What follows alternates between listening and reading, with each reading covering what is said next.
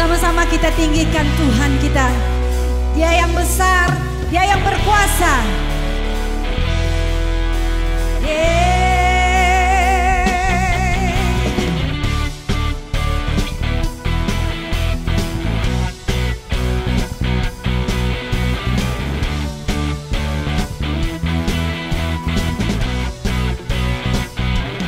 Sama-sama katakan. Pelukis cakrawala, merangkai jagat raya, pencipta alam semesta, pemilik kehidupan yang sanggup menyelamatkan, Dialah jalan kebenaran. Kami rindukan kuasa lawatan-Mu, kebangkitan pasti terjadi. Oh, oh, oh, datanglah dan berkata, kuatan berkuasa, saat hati bersatu, menaikkan pujian, belenggu dipatahkan, mujizat dinyatakan. Great is our God.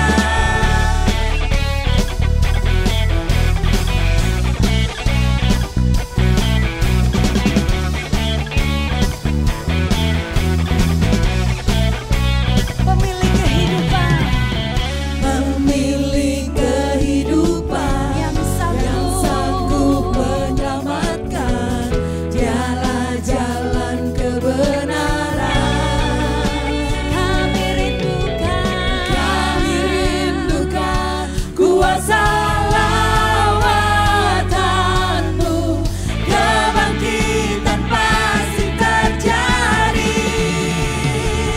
Oh, oh, oh, datanglah dan berkata, kuatan berkuasa, saat hati bersatu, menaikkan pujian, belenggu dipatahkan, mujizat dinyatakan. Great is our God. Ya, kami tinggikan Engkau Tuhan, Engkaulah keselamatan kami. Amin.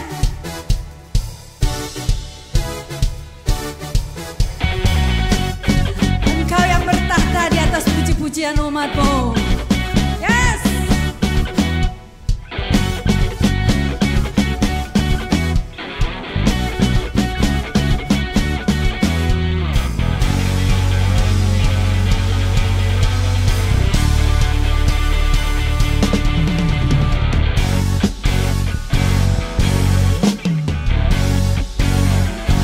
Sama-sama katakan, kami rindukan kuasa lawatan-Mu,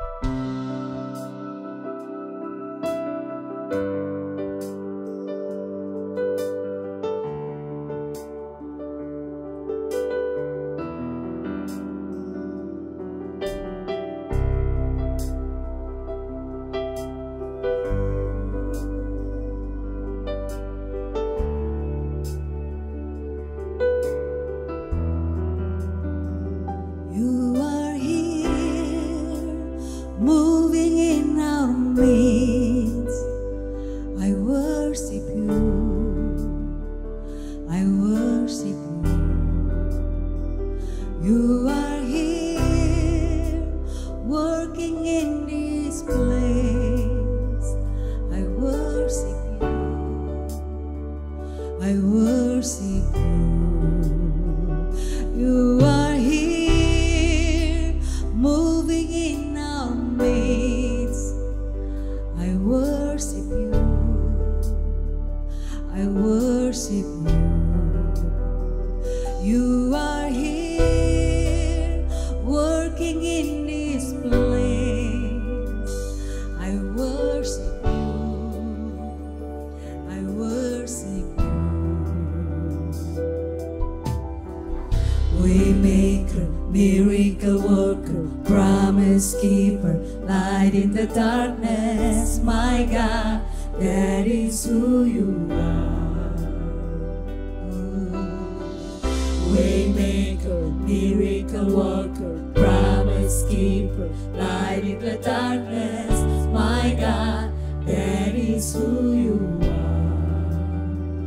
You are here, touching every heart. I worship you.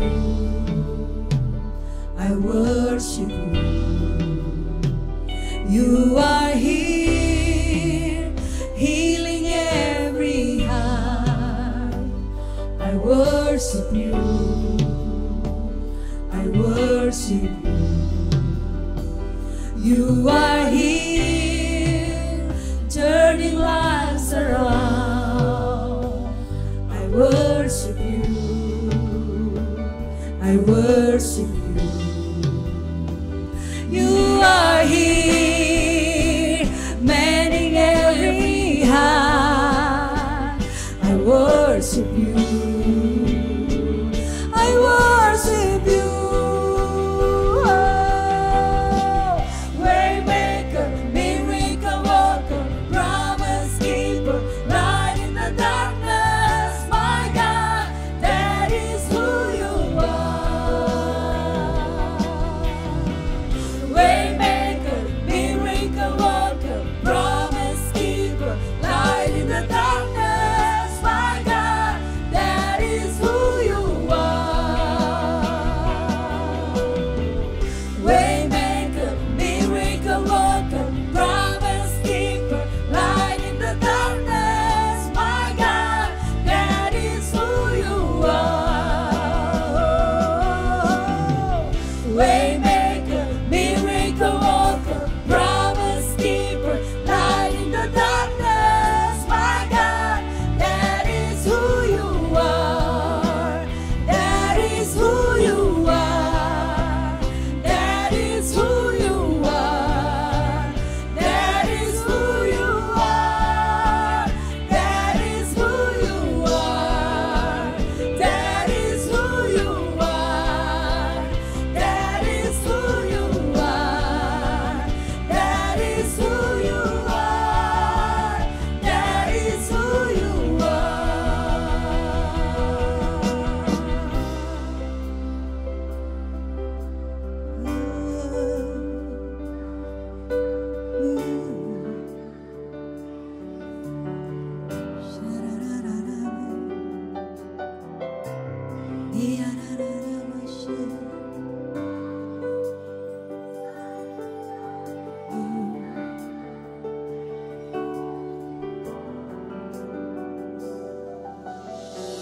Even when I don't see it, you're working.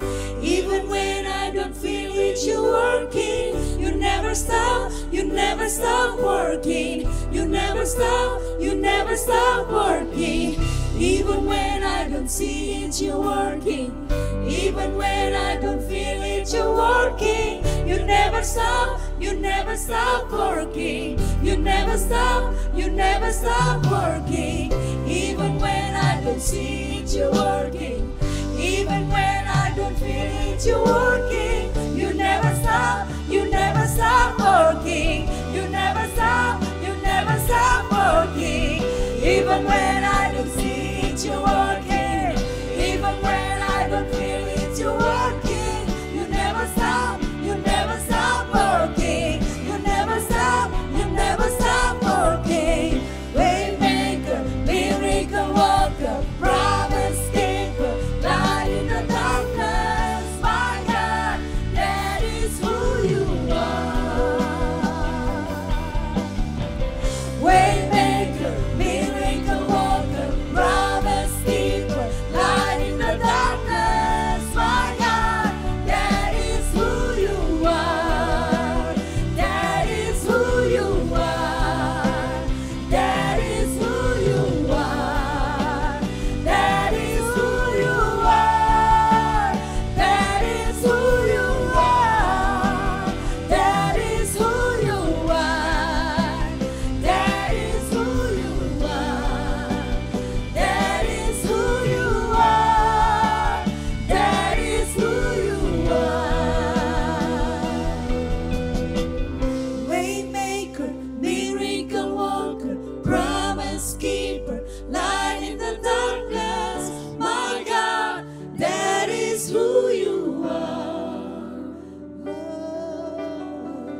Waymaker, miracle worker, promise keeper, light in the darkness. My God, that is who you are. Kau Yesus Tuhan, Kau hadir dengan kuasa-Mu menjamah, menyembuhkan, memulihkan, membebaskan. Mujizat terjadi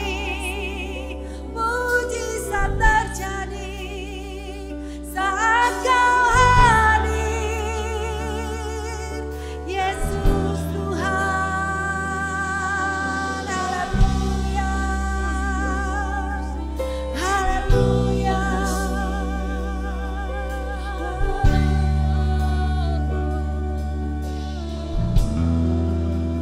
That is who you are.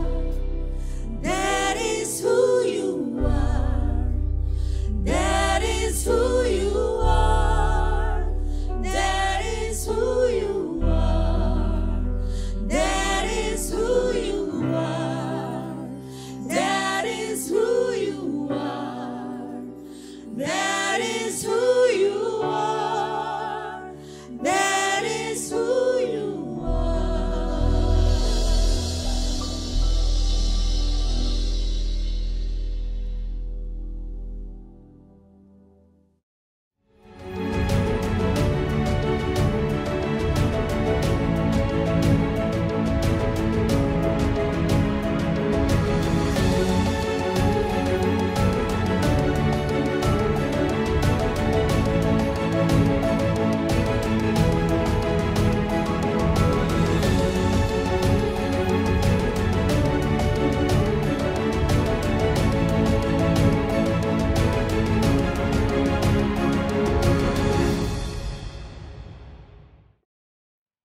Salam sejahtera, Jemaat MDC Samarinda, berjumpa kembali kita dalam ibadah online.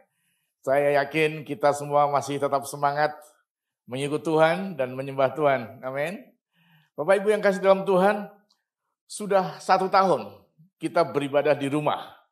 Dan saya yakin kita masih ingat bagaimana ketika kita datang beribadah di gedung gereja, ada suasana sukacita, pujian melalui pujian penyembahan, ada fellowship, keakraban dan kerukunan ketika kita berkumpul bisa cipika-cipiki, bisa salaman, bisa ngobrol.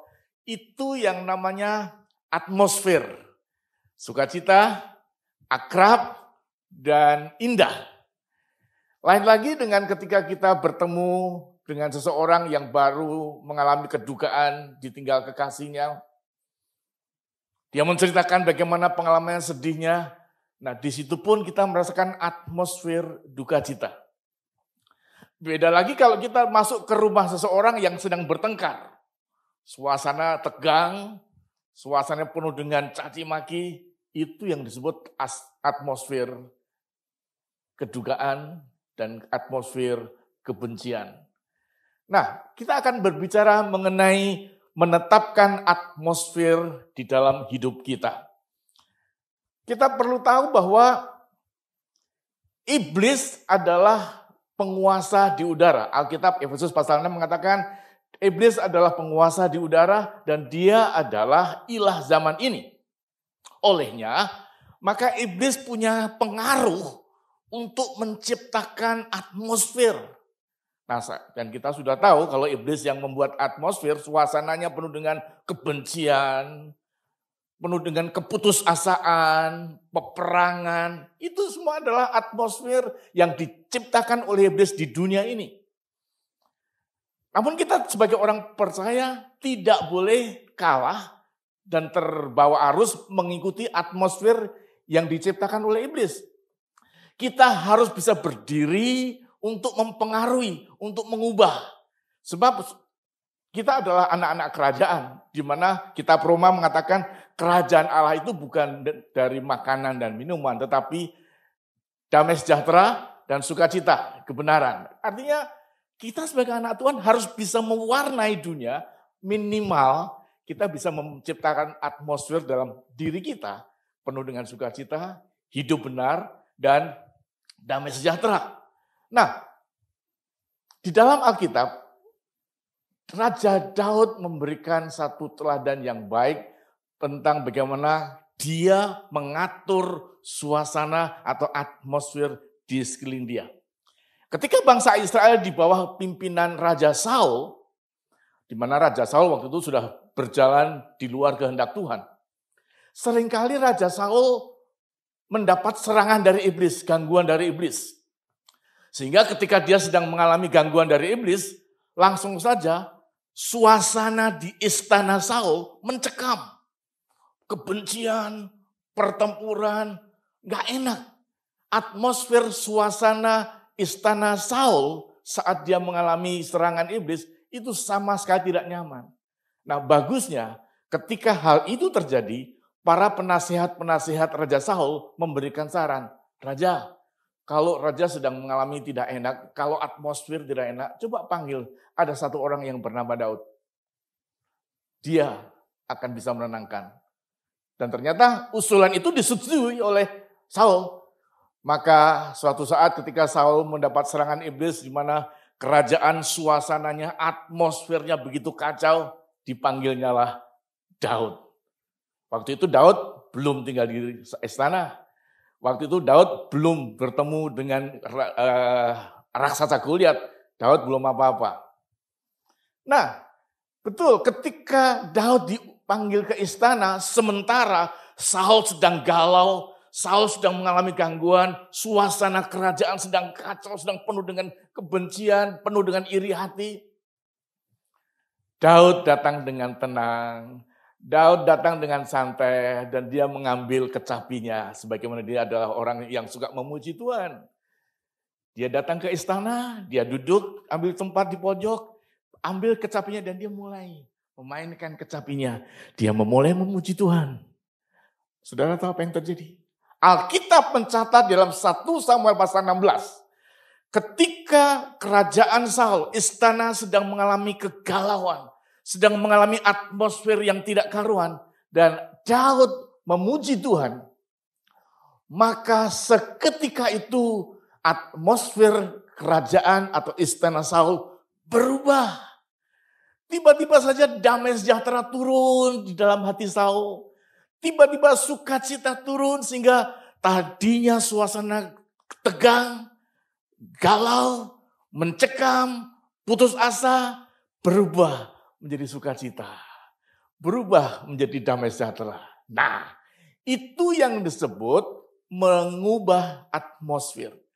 Nah, ternyata atmosfer itu bisa kita pengaruhi. Kalau kita anak Tuhan, kalau Roh Kudus tinggal dalam diri kita bisa menciptakan atmosfer. Oleh sebab itu, saudara, di dalam dunia ini dikuasai oleh penguasa di udara, yaitu iblis. Iblis seringkali menciptakan kekacauan. Kita bisa rasakan sekarang bagaimana kekacauan, kebencian, kegelisahan, keputusasaan. Itu atmosfer yang dibangun oleh iblis di dunia ini. Namun, sebagai anak Tuhan, saudara jangan terpengaruh dengan atmosfer itu. Mari kita ciptakan atmosfer kerajaan Allah. Sukacita, damai sejahtera, dan hidup benar. Oleh sebab itu, mari sebelum kita baca firman Tuhan, kita lebih dahulu berdoa. Mohon pimpinan Tuhan untuk menerangi hati kita. Tuhan, kami sangat perlu Engkau ya Tuhan. Kami perlu kehadiran-Mu sebagai Raja di tengah-tengah hidup kami, di tengah-tengah masyarakat kami, dan khususnya di rumah tangga kami. Agar supaya kami menikmati atmosfer surgawi. Supaya kami tidak terpengaruhi dengan atmosfer yang dari iblis. Tetapi kami justru akan mengatur dan menetapkan atmosfer yang penuh sukacita di rumah kami, di pekerjaan kami, bahkan kemanapun kami berada. Kami rindu Tuhan untuk bisa menetapkan atmosfer yang dari Tuhan. Terima kasih Bapak, biarlah Roh Kudus-Mu menerangi kami semua. Kami siap untuk mendengar firman-Mu di dalam nama Yesus. Amin. Mari jemaat kita membaca firman Tuhan yang terambil dari kitab Amsal pasal 23 ayat 6 dan sampai 8. Amsal 23 ayat 6 sampai dengan ayat 8. Firman Tuhan berbunyi sebagai berikut. Jangan makan roti orang yang kikir. Jangan ingin akan makanannya yang lezat. Sebab seperti orang yang membuat perhitungan dalam dirinya sendiri, demikianlah ia. Silahkan makan dan minum, katanya kepadamu. Tetapi ia tidak tulus hati terhadapmu. Suap yang telah kau makan, kau akan muntahkan. Dan kata-katamu yang manis, kau sia-siakan. Demikian firman Tuhan. Berbahagialah orang yang mendengar firman Tuhan dan melakukannya. Dalam ayat-ayat ini disampaikan agar kita berhati-hati terhadap orang yang kikir. Jadi ayat ini memberikan kita nasihat, hati-hati kalau kita bergaul dengan orang kikir. Tapi sekaligus melalui ayat ini kita juga akan menarik kesimpulan tentang pelajaran kehidupan. Bagaimana menentukan kualitas hidup kita di masa hari ini dan di masa yang akan datang. Paling tidak ada 3 hal dari ayat-ayat ini yang akan menunjukkan kepada kita tentang kehidupan kita mengatur suasana atau atmosfer di dalam hidup kita. Yang pertama, kehidupan kita ditentukan oleh apa yang kita pikirkan dalam hati kita. Sekali lagi, kehidupan kita ditentukan oleh apa yang kita pikirkan dalam hati kita. Ayat 7 mengatakan hal ini. Sebab seperti orang yang membuat perhitungan dalam dirinya sendiri, demikianlah ia. Di dalam bahasa Inggris, ayat ini berbunyi begini. For as he thinks in his heart, so is he. Yang artinya, seseorang akan terbentuk menjadi seperti apa sesuai dengan apa yang ada di pikirannya. Jadi orang akan menjadi seperti apa yang dipikirkan. Apa yang ada dipikirkan, itulah yang akan terjadi di dalam diri seseorang. Maka sangat penting sekali apa yang ada dipikirkan, yang ada di pikiran kita. Harus kita benahi, harus kita atur. Kalau kita memikirkan hal-hal yang indah, hal yang mulia, maka hidup kita akan indah dan mulia. Contohnya, kalau kita berpikir tentang kasih, kita berpikir tentang sesuatu yang mengandung kemurahan Tuhan, kasih Tuhan, keindahan hadirat Tuhan, berkat Tuhan, segala sesuatu yang indah, maka hidup kita akan jadi indah. Namun sebaliknya, kalau kita berpikir-pikir yang negatif, kepahitan, kebencian, kegelisahan, putus asa, pikiran yang seperti itu tentunya akan membuat hidup kita tidak karuan, tidak terarah. Dan yang jelas hidup kita akan mengalami kegelisahan. Karena apa yang kita pikir akan tercermin di dalam kehidupan kita.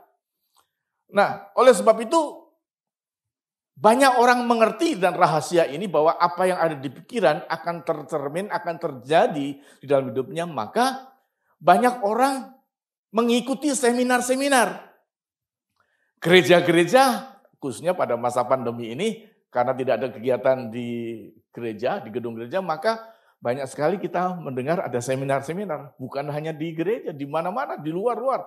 Ada banyak seminar, sebab seminar itu mengisi pikiran kita. Kalau hidup kita diisi dengan sesuatu yang indah, sesuatu yang bermanfaat, hidup kita akan berbuah-buah, hidup kita akan indah. Tapi kalau hidup kita diisi dengan hal yang jahat, yang buruk, maka hidup kita akan berantakan. Nah, Bapak Ibu yang kasih dalam Tuhan, salah satu pembicara yang terkenal di Amerika, yaitu John Maxwell. Tentu saudara sudah mendengar nama ini. Dia adalah seorang pemimpin yang berhasil dan dia banyak membuat seminar-seminar. Ada satu gereja Indonesia di Amerika yang mengundang beliau untuk menjadi pembicara di dalam seminar gereja. Dan saya mendapatkan bocoran. Untuk mengundang John Maxwell menjadi pembicara dalam seminar di gereja, saudara tahu berapa bayarannya? Ini bocorannya.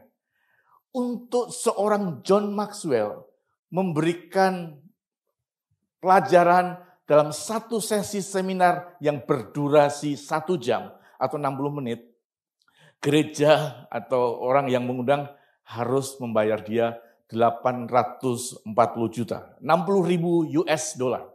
60.000 US dollar. Itu satu sesi seminar yang dibawakan oleh John Maxwell. Wow, lumayan ya, 60.000 dolar. Dan itu berarti kalau dia berbicara 1 menit, 1 menit itu nilainya kalau kita hitung yang bulat aja 15.000 per dolarnya, nilai dia membawakan pelajaran dalam 1 menit itu 15 juta. Dan per detiknya adalah 250.000. Itu adalah harga seorang John Maxwell kalau dia memberikan seminar. Saudara bisa bayangkan, 840 juta dalam 1 jam. Saya berpikir begini, kalau di dalam dia menyampaikan seminar itu, sambil dia menyampaikan makalah, kemudian di tengah-tengah dia lagi memberikan pelajaran, tiba-tiba dia batuk. Gitu. Batuk kan memerlukan waktu beberapa detik. Menurut saya, batuknya dia itu bernilai kurang lebih 500.000. Hanya berapa detik, batuk itu bernilai 500.000. Kenapa? Karena mengambil waktu dari 1 jam itu. Apalagi kalau dalam seminar itu tiba-tiba dia lupa sesuatu. Nah, saudara, sambil dia bilang, itu sudah memiliki atau mengambil nilai 1 juta rupiah. Kenapa? Karena sangat mahal. 1 jam 840 juta. 60.000 dolar. Saudara, saya menyampaikan ini bukan berarti saya mau hitung-hitungan. Enggak, saya tidak bermaksud untuk mengkritiki John Maxwell. Tidak ada sama sekali. Jangan salah sangka. Yang saya maksudkan di sini adalah betapa berharganya kita menambah wawasan, mengisi pikiran kita dengan sesuatu yang penting dan berguna agar supaya kualitas hidup kita meningkat. Sangat berharga sekali, sangat mahal untuk menambah wawasan.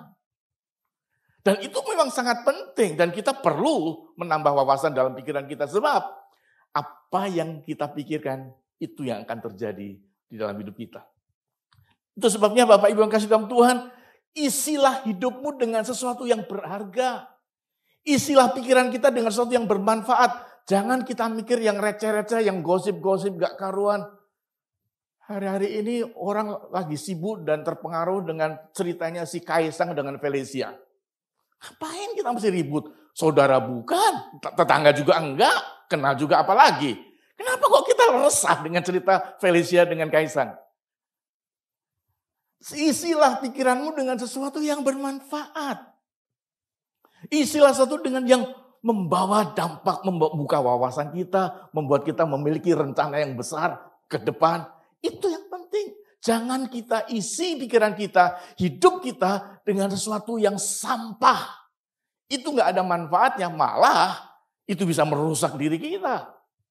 Mari Bapak Ibu yang kasih dalam Tuhan, kita perlu menjaga kualitas hidup kita dengan cara memikirkan hal-hal yang indah, hal-hal yang bermanfaat. Sebab kualitas hidup kita tidak tergantung pada latar belakang kita. Pendidikan kita. Tidak tergantung juga pada tempat di mana kita lahir. Di kota besar atau di kota kecil. Di pelosok atau di keramaian. Itu enggak ada pengaruhnya di dalam menentukan kualitas hidup. Yang menentukan kualitas hidup kita adalah cara berpikir kita. Orang boleh saja lahir sebagai orang yang berdarah biru, yang mempunyai posisi yang bermartabat, tapi kalau pikirannya jelek, kalau pikirannya busuk, tetap dia akan busuk. Walaupun posisinya tinggi, namanya akan dicibir orang, akan dibully. Kenapa? Karena dia hidupnya nggak benar.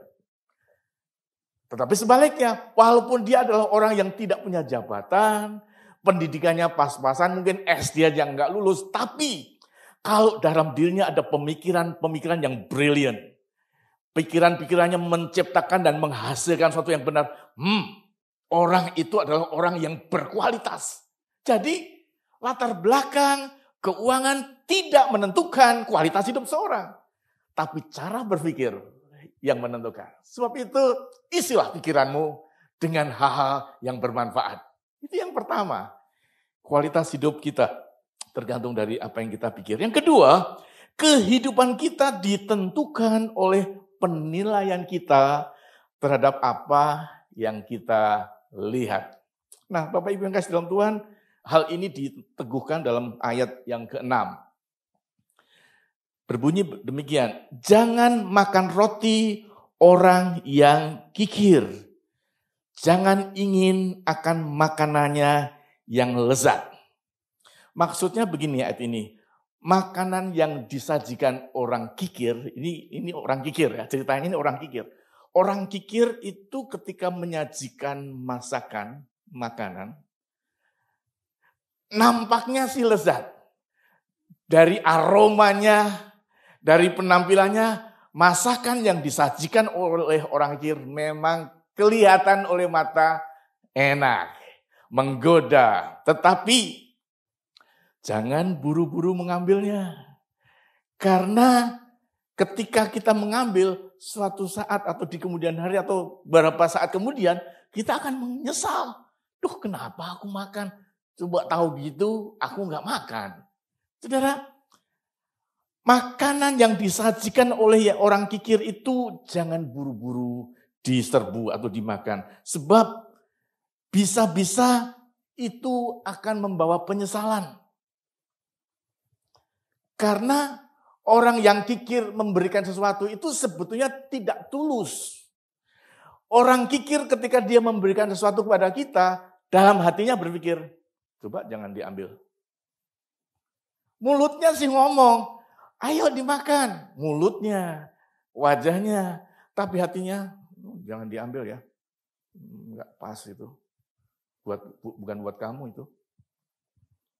Orang yang kikir tidak tulus. Di dalam memberikan sesuatu, orang kikir itu enggak tulus. Mulutnya bagus, silahkan ambil. Tapi hatinya sayang. Dia tidak dengan segenap hati. Nah, itu sebabnya Bapak Ibu kasih dalam Tuhan, jangan kita mengambil, jangan buru-buru. Melihat sesuatu yang indah, melihat sesuatu yang enak dilihat, rasanya sepertinya enak. Tunggu dulu, orang yang seperti ini memberikan tidak tulus, itu bisa mendatangkan celaka bagi kita. Karena bisa-bisa suatu saat setelah kita mengambil apa yang ditawarkan, di kemudian hari kita dengar, ternyata dia itu nggak tulus, nggak ikhlas. Dia ngomong di belakangan, si Yohanes itu di rumahku ngambil makan banyak, nambah lagi. Si Lukas itu dia di tempatku ambil barangku, padahal aku cuma kasih lihat, dia minta. Di kemudian hari kita mendengar suara, ternyata orang itu di belakang kita ngomel. Nah, kalau kita sudah begitu, kan kita jadi menyesal. Ya, tahu gitu aku nggak makan. Tahu gitu aku nggak ngambil. Kita mengambil karena kita melihat dia menyajikan dan kita lihat barangnya bagus, makanannya enak. Seringkali kita manusia tergoda dengan sesuatu yang kelihatan mata. Manusia seringkali terjebak dengan apa yang kita lihat. Sebab itu hati-hati sebelum membeli. Sebelum kita bertindak, mengambil sesuatu, membeli sesuatu, apapun yang kita mau lakukan, hati-hati. Jangan kita memutuskan berdasarkan apa yang kita lihat saja. Harus kita selidiki di belakangnya gimana, latar belakangnya gimana, track recordnya gimana. Sebagai contoh, ada orang, wanita, yang menikah dengan orang yang ganteng. Wah, penampilannya keren.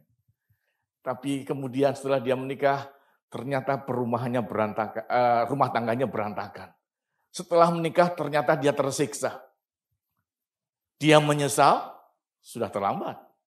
Dia mau kembalikan, dia gengsi.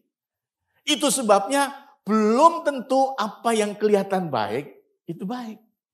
Itulah sebabnya jangan terjebak dengan mata. Mata memang baik, bisa menunjukkan kita. Tapi jangan kita buru-buru membuat keputusan sebelum kita minta hikmat Tuhan, sebelum kita menyelidiki baik-baik. Demikian juga dengan laki-laki. Kadang-kadang laki-laki keburu buat keputusan.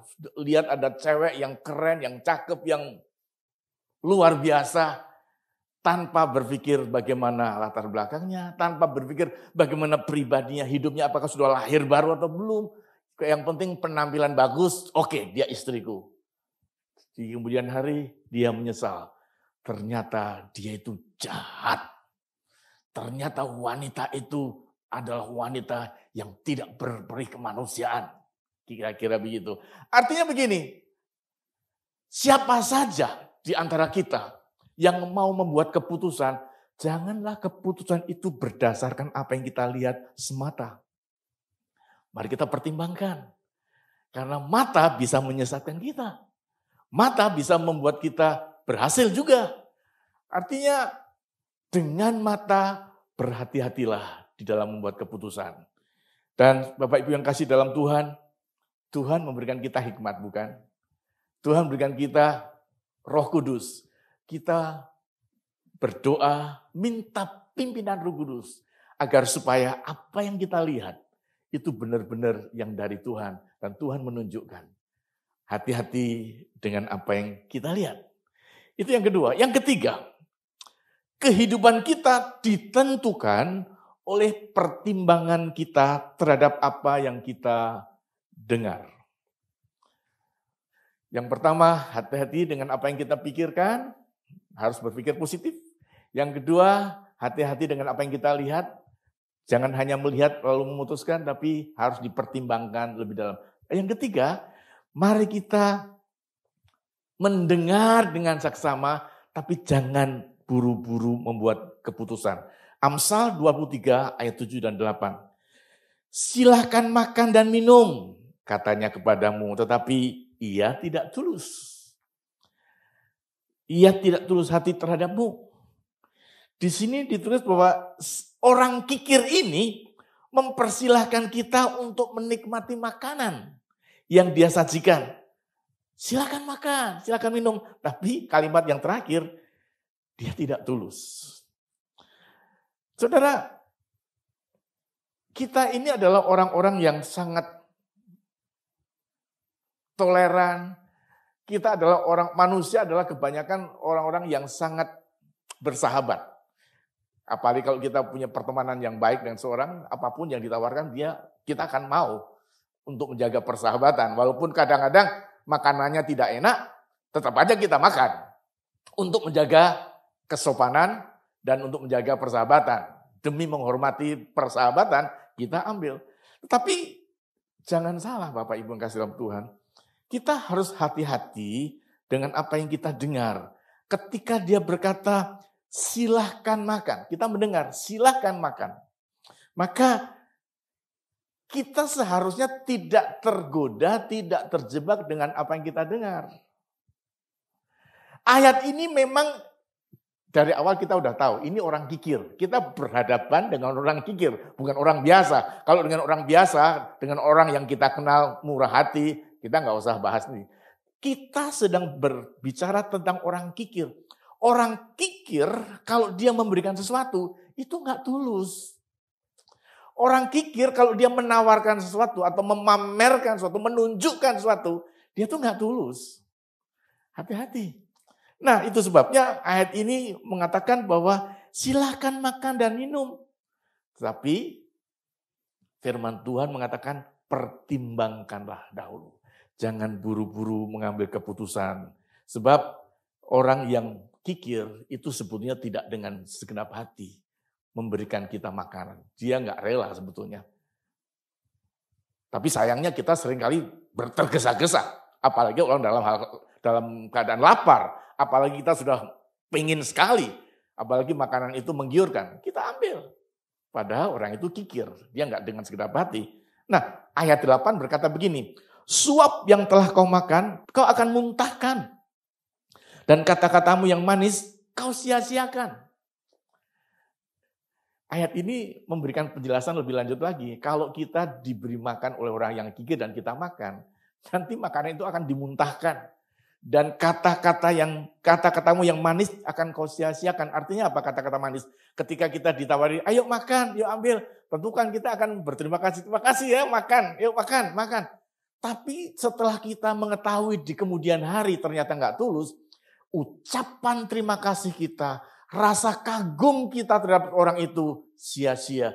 Dan rasanya, kalau tahu dia begitu, aku nggak akan makan dan aku nggak akan berterima kasih. Tapi udah terlambat. Nah, hal yang ketiga yang kita perhatikan, jangan buru-buru meresponi melalui apa yang kita dengar. Kalau kita mendengar sesuatu, perhatikan secara saksama, benar nggak pendengaran kita ini melalui apa yang kita dengar. Jangan-jangan kita salah dengar. Ada satu peristiwa di satu tempat tertentu, saya tidak sebut namanya. Ada satu suku yang sangat-sangat keras terhadap seseorang karena gara-gara dia salah mengerti atau salah mendengar. Orang ini adalah seorang guru datang dari luar suku. Nah, di Indonesia itu ada masalah. Beda suku, kadang-kadang dialek, intonasi berbicara itu beda. Kita semua tahu bukan? Di Indonesia itu ada ribuan suku sehingga setiap suku dengan suku yang lain itu mempunyai cara berbicara, gaya bicara, intonasi yang berbeda. Yang tidak jarang hal ini mendatangkan miscommunication. Nah, apa yang saya ceritakan ini terjadi betulan, ini true story. Di suatu tempat ada seorang guru mengajar. Nah, saya tidak secara jelas katakan, guru itu mengucapkan sesuatu di mana suku yang dia ajar itu salah mendengar, salah mengerti. Karena intonasi guru itu berbeda dengan yang suku ini sedang layani. Gara-gara salah mendengar, maka di tempat itu terjadi anarkisme. Orang pendatang yang dari luar ini dikeroyok, dibantai, dan waktu itu terjadi pertempuran. Dan media mencatat ada 16 orang yang meninggal gara-gara salah dengar. Dan setelah dipanggil polisi, ditelusuri, diperiksa, ternyata itu hanya salah dengar, miscommunication. Miscommunication itu bisa mendatangkan pertempuran, anarkisme, dan pemberontakan, dan segala macam. Gara-gara salah mendengar. Bapak Ibu, kalau kita mendengar sesuatu, jangan buru-buru membuat keputusan. Apa benar yang kita dengar itu seperti yang kita dengar? Jangan-jangan bukan. Sebab itu, jangan buru-buru kita melakukan sesuatu berdasarkan hanya kita mendengar satu kali. Perlu cross-check, perlu recheck kembali. Kesimpulannya, kita adalah anak kerajaan yang tidak boleh terpengaruh dengan atmosfer yang ada di sekeliling kita. Atmosfer di sekeliling kita memang tidak enak. Ada pertengkaran, ada saling menjatuhkan, karena itu gara-gara ulah si iblis yang adalah penguasa di udara. Tapi Tuhan mengajarkan pada kita ini anak kerajaan. Kita tidak boleh terbawa oleh atmosfer yang ada di dalam kerajaan dunia ini. Kita harus membawa damai sejahtera. Dan kita yang menentukan. Anak-anak Tuhan bisa menentukan seperti Raja Daud. Di tengah-tengah suasana istana Raja Saul yang mencekam, dia membawa damai sejahtera. Seperti itulah. Biarlah kita gereja Tuhan datang dimanapun kita berada, kita menentukan atmosfer di mana kita berada. Ketika kita datang di tempat pertikaian, kebencian, datanglah membawa atmosfer kedamaian. Di mana kita berada di tempat yang tidak nyaman, mari kita membawa atmosfer kenyamanan. Sebab kita adalah anak raja dan Roh Kudus ada dalam diri kita. Oleh sebab itu perlu sekali kita mengisi pikiran kita dengan hal-hal yang positif. Perlu sekali kita harus menata, harus berhati-hati dengan apa yang kita dengar. Dan perlu sekali kita harus berhati-hati dengan segala sesuatu yang kita biasa nilai melalui apa yang kita lihat. Apa yang kita dengar, apa yang kita lihat, dan apa yang kita pikirkan, itu akan mewarnai hidup kita. Sebab itu berbahagialah kita, karena kita anak-anak kerajaan yang membawa damai sejahtera. Tuhan berkati. Mari kita berdoa. Tuhan, Bapa kami yang di surga, kami bersyukur Tuhan. Engkau angkat kami sebagai anak-anak-Mu, anak kerajaan. Di mana kerajaan-Mu adalah kerajaan yang penuh dengan kebenaran, damai sejahtera, dan sukacita. Oleh sebab itu Tuhan, hari ini Tuhan kami menetapkan keputusan kami, kemanapun kami berada, kami tidak mau hanyut dengan atmosfer yang ada di sekeliling kami. Sebaliknya, bersama-sama dengan Roh Kudus-Mu Tuhan, kami akan membuat, kami akan menetapkan, dan kami akan menciptakan atmosfer yang penuh damai, sejahtera dimanapun kami berada. Agar supaya Injil Kerajaan itu dikenal oleh orang dan nama-Mu dipermuliakan. Kami berdoa ya Tuhan, kiranya firman-Mu yang kami dengar pada saat ini akan menguasai pikiran dan hati kami dan mengubah hati kami. Sehingga kami semua adalah anak-anak raja yang menciptakan atmosfer yang penuh dengan damai sejahtera. Tuhan, kami bersyukur atas semua yang Tuhan berikan pada kami. Di dalam nama Yesus Kristus kami berdoa. Amin. Tuhan berkati.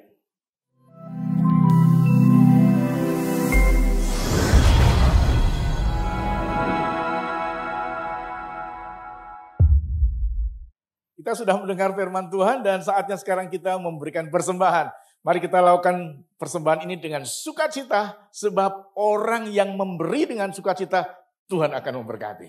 Mari kita berdoa. Tuhan Yesus, kami bersyukur Engkau sudah memberkati kami dengan berlimpah-limpah. Kami tidak kekurangan satu apapun. Sebab itu Bapa, sebagai rasa syukur kami, Engkau sudah memberkati kami mau memberikan persembahan syukur kami dengan sukacita.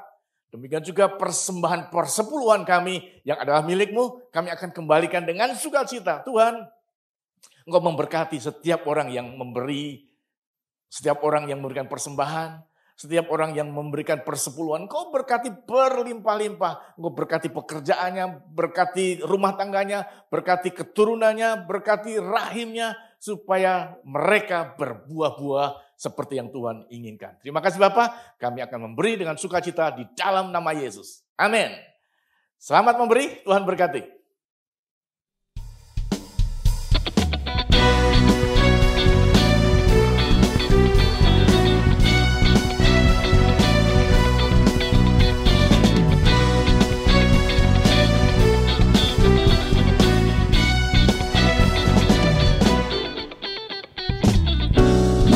Meskipun musuh di depanku, rintangan menghadang langkahku, ku tahu sungguh Engkau bersamaku.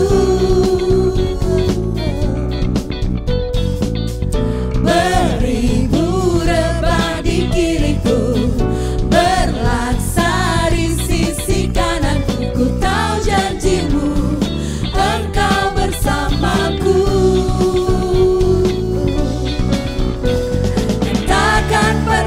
Goyah keyakinanku pada diri-Mu, Yesus Tuhanku.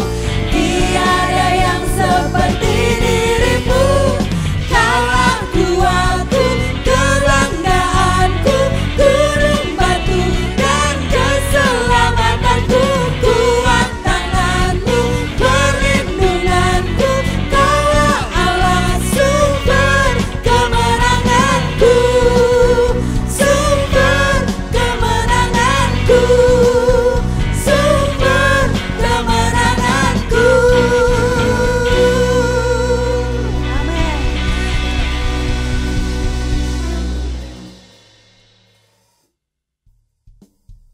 Bapak Ibu, saudara-saudara sekalian, saatnya kita mengakhiri ibadah kita dan terimalah berkat Tuhan. Tuhan memberkati engkau dan melindungi engkau. Tuhan menyinari engkau dengan wajah-Nya dan memberi engkau kasih karunia. Tuhan menghadapkan wajahnya kepadamu dan memberi engkau damai sejahtera. Berkat dari Allah Bapa, kasih sayang di dalam Tuhan Yesus, dan di dalam penyertaan kuat kuasa Roh Kudus akan menyertaimu, memberkatimu, melindungimu mulai sekarang sampai selamanya. Di dalam nama Yesus. Amin.